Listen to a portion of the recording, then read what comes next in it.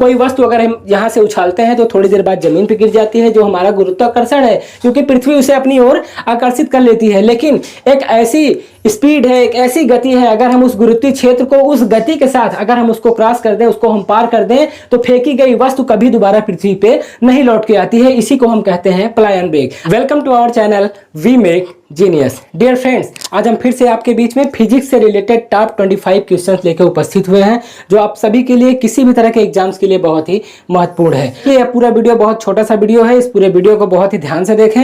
एक दो बार इस पूरे वीडियो को देखेंगे तो वीडियो का सारा कॉन्सेप्ट आपको समझ में आ जाएगा। अगर कॉन्सेप्ट हमारा क्लियर होता है तो एग्जाम्स में किसी भी तरह का अगर क्वेश्चन घुमा के भी हमसे पूछता है तो हम उसका आसानी से जवाब दे सकते हैं। तो बहुत समय ना खराब करते हुए आइए चलते हैं हम अपने वीडियो की तरफ। वीडियो में जो सबसे हमारा पहला पॉइंट है वह है हमारा, जब वस्तु वृत्ताकार मार्ग पर चलती है। ठीक है, जब कोई वस्तु किसी वृत्ताकार मार्ग पर चलती है तो उस पर बल वृत्त के केंद्र की ओर कार्य करता है। तो ऐसे बल को हम क्या कहते हैं? देखिए प्रश्न को समझिए। जब कोई वस्तु वृत्ताकार मार्ग पर चलती है, ठीक है, तो ऐसी स्थिति में जो बल है वह वृत्त के केंद्र की ओर से कार्य करता है, तो उस बल को हम क्या कहते हैं? इसका जवाब है हमारा अभिकेंद्रीय बल। ठीक है,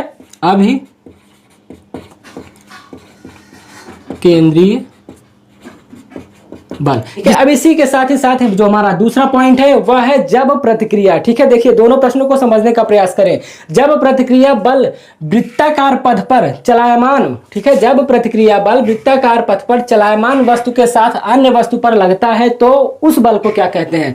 ठीक है, इसमें हमने देखा कि जब वस्तु वृत्ताकार मार्ग पर चलती है तो उस पर बल वृत्त के केंद्र की ओर कार्य करता है, तो ऐसे बल को हम अभिकेंद्रीय बल कहते हैं, जिसे अंग्रेजी में हम सेंट्रीपेटल फोर्स कहते हैं। अब उसी तरह से हमारा जो दूसरा क्वेश्चन है वह है जब प्रतिक्रिया बल, ठीक है, जो प्रतिक्रिया बल है वह वृत्ताकार पथ पर चलायमान वस्तु के द्वारा अन्य वस्तु पर लगता है, तो ऐसे बल को हम क्या कहते हैं? इसे अपकेंद्रीय बल कहा जाता है।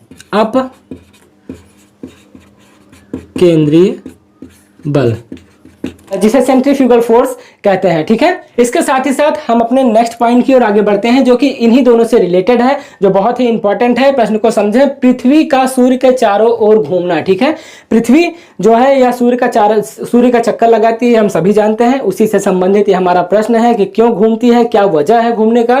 तो पृथ्वी का सूर्य के चारों ओर घूमना तथा इलेक्ट्रॉन का नाभिक के चारों ओर घूमना किसका उदाहरण है? ठीक है, इन दोनों बलों में से पृथ्वी का सूर्य के चारों ओर चक्कर लगाना और जो है इलेक्ट्रॉन का नाभिक के चारों ओर चक्कर लगाने में कौन सा बल है? तो इसका जवाब है हमारा अभिकेंद्रीय बल। ठीक है, अभिकेंद्रीय बल,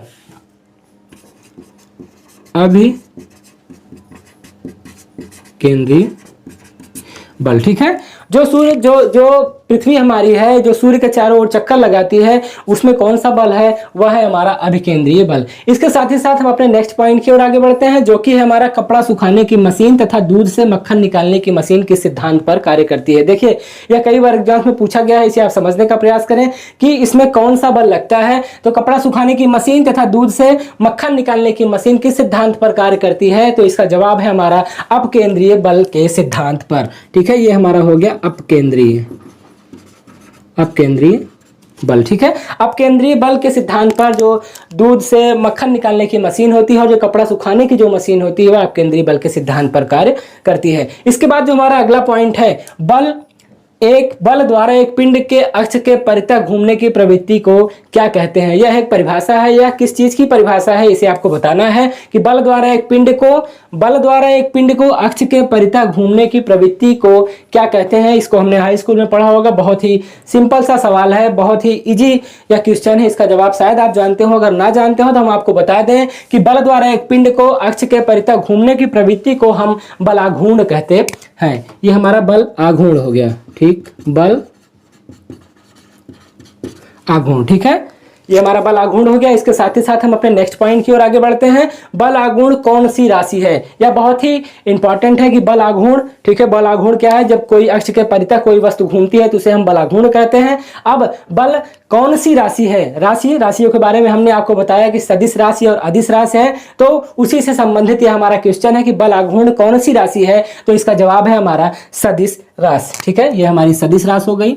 इसे आप ध्यान रखिएगा कि जो बल है यह हमारी कौन सी राशि है? बलाघूर्ण जो है हमारी कौन सी राशि है? तो यह हमारी सदिश राशि है। ठीक है, इसके बाद इसी बल आघूर्ण से संबंधित हमारा जो अगला पॉइंट है वह है बल आघूर्ण का मात्रक क्या होता है। बल आघूर्ण जो एक सदिश राशि है, बल आघूर्ण की परिभाषा हमने यहाँ पे देखी कि बल द्वारा एक पिंड को अक्ष के परितः घूमने की प्रवृत्ति को हम बल आघूर्ण कहते हैं। और यह कौन सी राशि है? सदिश राशि है। अब इसका मात्रक क्या होता है? इसका मात्रक हमारा न्यूटन मीटर होता है। ठीक है, न्यूटन मीटर। ठीक है, बल आघूर्ण का मात्रक हमारा न्यूटन मीटर हो गया। इसके बाद जो हमारा नेक्स्ट पॉइंट है, जब बल द्वारा किसी वस्तु में विस्थापन उत्पन्न किया जाता है तो उसे क्या समझा जाता है? देखिए, जब कोई बल किसी चीज पे लगती है और उस वस्तु पर विस्थापन की स्थिति उत्पन्न होती है तो उसे क्या कहा जाता है? यह हमारा कार्य होता है, मतलब वहां कार्य का होना समझा जाता है। ये इसका आंसर हो गया हमारा कार्य। इसको आप फिर से समझने का प्रयास करें कि जब बल द्वारा किसी वस्तु में विस्थापन उत्पन्न किया जाता है, जैसे कोई वस्तु किसी जगह पे स्थिर है, जब उसे बल द्वारा किसी अन्यत्र जगह पे विस्थापित किया जाता है तो उसे क्या कहा जाता है? वह हमारा कार्य होगा। इस विस्थापन की स्थिति को हम कार्य का होना भी कह सकते हैं। ठीक है, इसके बाद जो हमारा नेक्स्ट पॉइंट है वह है हमारा कार्य करने की दर कहलाती है। जो कार्य करने की दर होती है उसे हम क्या कहते हैं? जैसे कोई कार्य किए, वह उस कार्य करने की दर को हम क्या कहते हैं? इसका जवाब है हमारा, उसे हम शक्ति कहते हैं। ठीक है, ये हमारी शक्ति हो गई। कार्य करने की दर कहलाती है शक्ति। अब कार्य से ही रिलेटेड हमारा अगला पॉइंट है कि कार्य करने की क्षमता को क्या कहा जाता है। देखिए, कार्य करने की शक्ति, कार्य करने की जो दर होती है उसे हम शक्ति कहते हैं और कार्य करने की क्षमता को हम क्या कहते हैं? ये हमारी ऊर्जा हो गई। ठीक है, ये इन दोनों पॉइंट को आप समझने का प्रयास करें। दोनों पॉइंट में काफी कंफ्यूजन है, इसे आप यहाँ पे क्लियर करें कि कार्य करने की जो दर होती है, ठीक है, कार्य करने का जो दर होता है उसको हम शक्ति बोलते हैं और कार्य करने की जो क्षमता होती है, जो हमारी कैपेबिलिटी होती है, जो हमारी कैपेसिटी होती है, उसको हम ऊर्जा कहते हैं। ठीक है, अब कार्य का मात्रक क्या होता है? ठीक है, यहाँ कार्य का मात्रक क्या होता है? अगर कार्य आप जानते होंगे तो कार्य का मात्रक हमारा जूल होता है। ठीक है, अब यहाँ पे हमने लिखा है कार्य और ऊर्जा का मात्रक क्या होता है, तो कार्य का मात्रक जूल होता है और ऊर्जा का भी मात्रक हमारा जूल ही होता है। तो कार्य और ऊर्जा का मात्रक हमारा जूल होता है। ठीक है, अब कार्य और ऊर्जा हमने देख लिया कि कार्य और ऊर्जा की जो मात्रक होता है वह हमारा जूल है। अब साथ ही साथ हम यहाँ पे शक्ति का मात्रक क्या होता है? ठीक है, यहाँ पे अभी हमने थोड़ी देर पहले पढ़ा कि कार्य करने की दर क्या कहलाती है, वह हमारी शक्ति है। अब शक्ति का जो मात्रक होता है इसे क्या कहते हैं? जो शक्ति का मात्रक होता है इसे वाट कहा जाता है। ठीक है, इसे अंग्रेजी में WATT। ठीक है, WATT। ठीक है, शक्ति का जो मात्रक होता है वह वाट कहा जाता है, उसे हम वाट कहते हैं। हम अपने अगले पॉइंट की ओर आगे बढ़ते हैं जो एग्जाम पॉइंट ऑफ व्यू से बहुत ही जरूरी है। ऊंचाई पर स्थित वस्तु, जैसे कोई वस्तु ऊंचाई पर रखी हुई है और स्प्रिंग को अगर हम एक जगह, इसको अगर किसी स्प्रिंग को हम खींच देते हैं, खींच कर अगर हम उसको रोके रखते हैं और उसी तरह बांध बनाकर रोके गए जल में कौन सी ऊर्जा होती है, कौन सी ऊर्जा निहित होती है, कौन सी शक्ति उसमें निहित होती है? देखिए, प्रश्न को समझिए। किसी ऊंचाई पर कोई वस्तु रखी हुई है और दूसरी स्प्रिंग को अगर हम खींच के ऐसे रोक दें तो इसमें भी कोई ऊर्जा निहित हुई, और उसके साथ ही साथ जो बांध होता है जिसे हम डैम बोलते हैं, जहां जल को रोका रखा जाता है, उन तीनों स्थितियों में कौन सी ऊर्जा निहित होती है? तो इसे हम कहते हैं स्थितिज ऊर्जा। ये हमारी हो गई स्थितिज ऊर्जा। जैसे कोई ऊंचाई पे कोई वस्तु अगर रखी हुई है तो उसमें स्थितिज ऊर्जा स्थिर होती है, और साथ ही साथ जैसे हम कोई स्प्रिंग को खींचते हैं, खींचने के बाद और छोड़ने से पहले जो उसमें ऊर्जा निहित होती है उसे हम स्थितिज ऊर्जा कहते हैं। ठीक उसी तरह बांध भी इसका ही उदाहरण है। अब घड़ी की चाबी में संचित ऊर्जा क्या है? जो घड़ी की चाबी होती है, हालांकि आजकल तो डिजिटल घड़ियां ज्यादातर देखने को मिलती हैं जो बैटरियों से चलती हैं, लेकिन एक घड़ी चलती है, शायद आप लोग जानते भी हों, जो चाबी भरी जाती थी उसमें। तो जो घड़ी चाबी से चलती है, जिसमें चाबी भरी जाती है, उसमें कौन सी ऊर्जा निहित होती है? इसको आप जानते रहिए कि उसमें भी हमारी स्थितिज ऊर्जा होती है। ठीक है, ये हमारा स्थितिज ऊर्जा। ठीक है, घड़ी की चाबी में भी जो संचित ऊर्जा होती है वह भी हमारी स्थितिज ऊर्जा हो गई। इसके बाद हम अपने नेक्स्ट पॉइंट की ओर आगे बढ़ते हैं। जो हमारा अगला क्वेश्चन है वो एग्जाम पॉइंट ऑफ व्यू से बहुत ही जरूरी है कि ऊर्जा ना तो उत्पन्न की जा सकती है और ना ही नष्ट की जा सकती है। इसे हम हाई स्कूल कक्षा 8 से ही पढ़ते चले आ रहे हैं कि ऊर्जा एक ऐसी चीज है जिसको ना कभी पैदा किया जा सकता है और ना ही इसका कभी समापन किया जा सकता है। मतलब ना तो ऊर्जा उत्पन्न की जा सकती है और ना ही ऊर्जा को नष्ट किया जा सकता है। ऊर्जा को हम एक स्थिति से दूसरे स्थिति में सिर्फ उसका परिवर्तन कर सकते हैं। ऊर्जा ना तो उत्पन्न की जा सकती है और ना ही नष्ट की जा सकती है, तो इसको हम कहते हैं ऊर्जा संरक्षण का सिद्धांत। ऊर्जा संरक्षण का सिद्धांत। ठीक है, ऊर्जा का ना तो उत्पन्न किया जा सकता है और ना ही ऊर्जा को नष्ट किया जा सकता है, यह हमारा ऊर्जा संरक्षण का सिद्धांत हो गया। इसके बाद जो हमारा अगला पॉइंट है वह बहुत ही इंपॉर्टेंट है। हम अधिकतर सुनते हैं कि एचपी क्या होता है, जिसे हम अंग्रेजी में एचपी साटने में बोलते हैं और उसका फुल फॉर्म हमारा होता है हॉर्स पावर। ठीक है, उसे हिंदी में हम अश्व शक्ति कहते हैं। ठीक है, एचपी के साथ ही साथ हॉर्स पावर और हिंदी में उसे हम अश्व शक्ति कहते हैं। अब एक अश्व शक्ति कितने के बराबर होता है, एक एचपी कितने के बराबर होता है और एक हॉर्स पावर कितने के बराबर होता है, इसको हम आपको बता दें कि एक अश्व शक्ति हमारा 746 वाट के बराबर होता है। ठीक है, एक अश्व शक्ति बराबर 746 वाट है वह न्यूनतम वेग जिसे प्रक्षेपित करने पर कोई पिंड पृथ्वी के गुरुत्व क्षेत्र से बाहर निकल जाए तो उसे क्या कहते हैं। ठीक है, जैसे कोई चीज हम यहां से अगर कोई भी चीज अगर ऐसे थोड़ी देर के लिए उछालते हैं तो कुछ देर बाद देखते हैं कि वह वस्तु तुरंत जमीन पे गिर जाती है, लेकिन एक ऐसी स्थिति होती है जहां हम उस गति के साथ अगर हम इस जो पृथ्वी का गुरुत्वीय क्षेत्र है अगर हम उस गुरुत्वीय क्षेत्र को उस गति के साथ अगर हम पार कर दें तो फेंकी गई वस्तु कभी इस पृथ्वी पर नहीं लौटेगी। इसको हम क्या कहते हैं, ठीक है, इसको हम कहते हैं हमारा पलायन वेग। ठीक है, ये हमारा पलायन वेग है,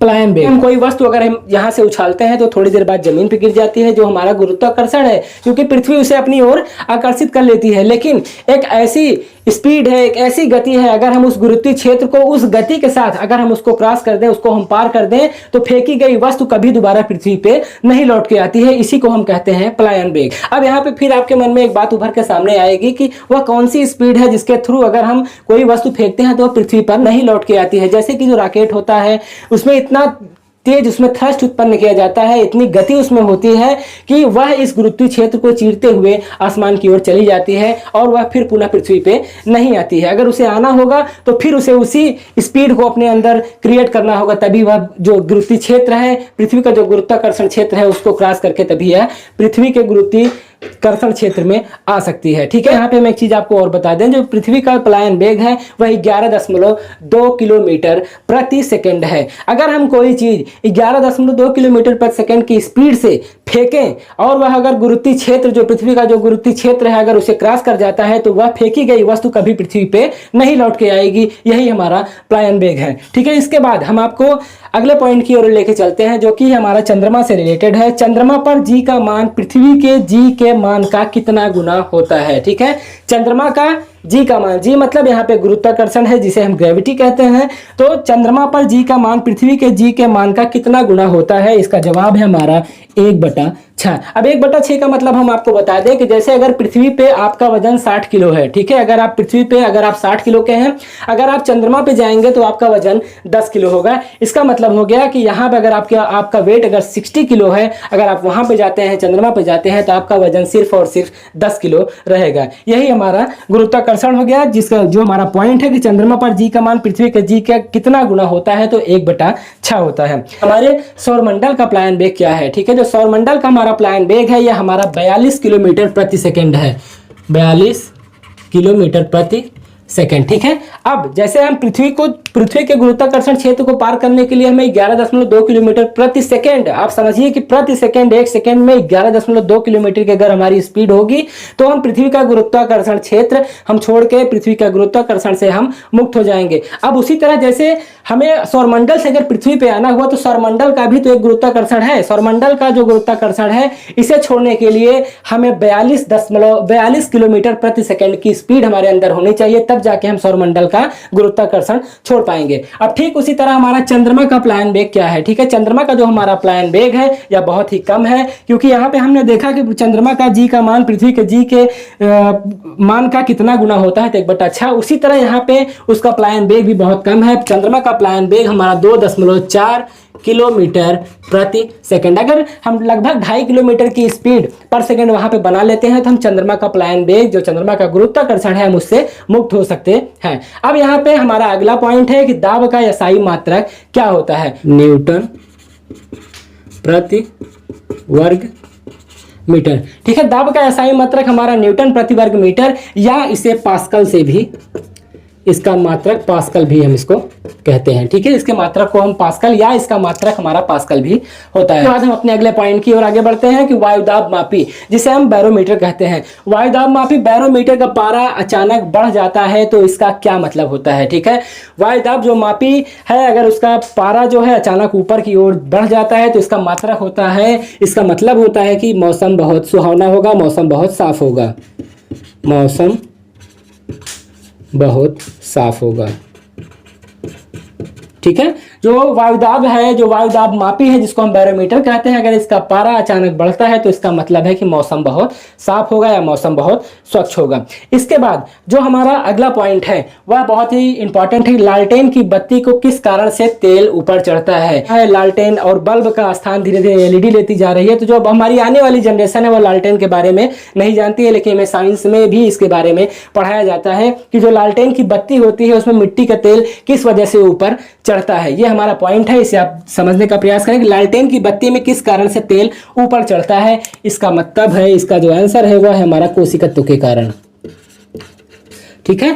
इसी के साथ हम अपने अगले पॉइंट की ओर आगे बढ़ते हैं, जिसमें हमने देखा कि लालटेन की बत्ती में किस कारण से तेल ऊपर चढ़ता है, तो इसका जवाब है हमारा कोशिकत्व के कारण। उसी से संबंधित यह भी हमारा क्वेश्चन है कि ब्लॉटिंग पेपर में स्याही सुखाया जाना उदाहरण है किसका, ठीक है। यह भी हमारा कोशिकत्व का ही उदाहरण है, ठीक है। ब्लॉटिंग पेपर जो होता है उसमें स्याही सुखाया जाना किस क्रिया के अंतर्गत होता है, तो वह उसका आंसर है हमारा कोशिकत्व के कारण, ठीक है। अब इसी के साथ हम इस पूरे वीडियो के सबसे अंतिम पॉइंट पे पहुंचते हैं, जो कि बहुत ही इंपॉर्टेंट है कि वर्षा की बूंदें किस वजह से गोल हो जाती है, ठीक है। यह बहुत ही इंपॉर्टेंट है कि हमने अधिकतर बरसात में देखा होगा कि बरसात को जो पानी होता है, जो वर्षा की बूंदें होती है वह हमेशा गोल होती है।